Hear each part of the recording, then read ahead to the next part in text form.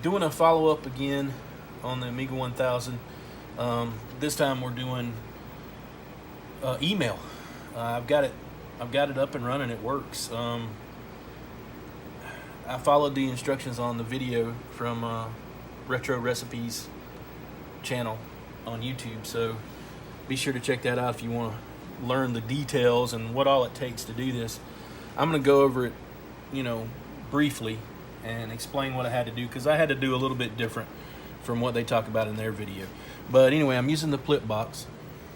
It's upside down because in the 1000 the port is different from the one that comes on the flip box. I had to use the gender changer here, and that makes it flip it upside down, but still it works good. I've got the correct connectors coming, so I plan on making one that's changing it and making it correct. But anyway, so we got our connection established with the flip box. I showed that in the last video by getting on Google. And so now to do email, I wasn't able to get it to work with a more recent version of the email program. I'm using Yam.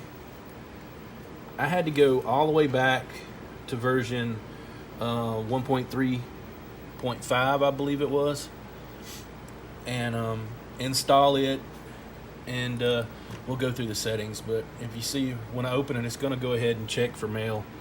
And I sent an email to myself. Well, I've got some other ones here also. But anyway, I sent an email to myself just to show that it does work, and it works well. As long as you're just sending regular text emails, it works perfectly fine. Now we'll go into settings and look at this. It's a little tricky. It took me a little while to get it. It's under the settings tab, configuration. It took me a little while to get it set up to where it would do everything correctly. My internet provider is CenturyLink, and you have to go on their website to their email, and you have to change the settings that will allow for POP or POP3 access to the email. If you don't do that, it's not going to retrieve the email. And of course, you have to have your password to log in to get them. Now, retrieving the email was the easy part. Sending the email is what ended up being tough. My internet service provider, in order to use their mail service, you have to enter your password to send. And this program won't let you do that. I couldn't do it. The guy that did it on Retro Recipes, on his video, he didn't have that issue. He was just able to use his internet provider, and it sent it out no problem.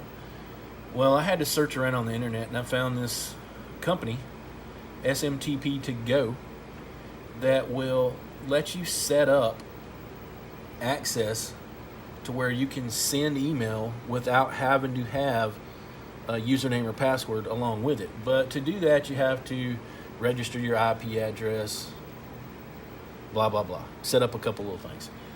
But once I figured that out, got it set up with them, it works.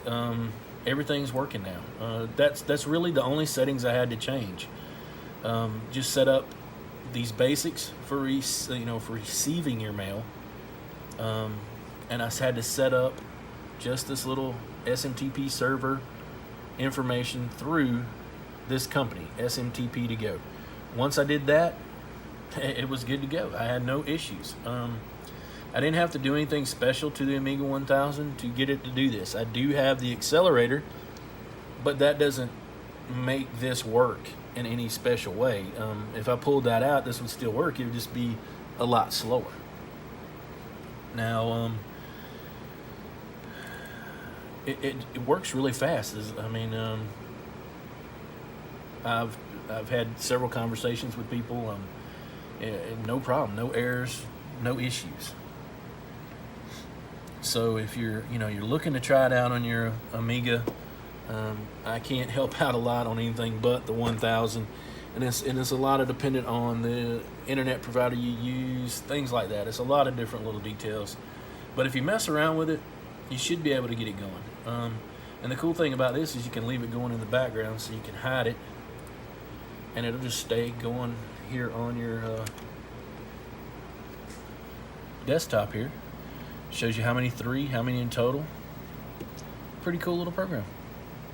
So now I'm up and running with email on my 1000. And you know, you can do it, I'm sure, with any of them. Wouldn't be a problem. But anyway, that's that. That's the basics of it. If you got any questions or anything, you know, shoot me an email. If you didn't catch the email, I'll show it to you one more time.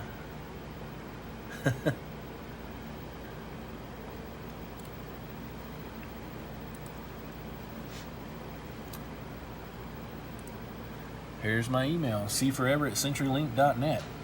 Just don't spam the hell out of me, okay?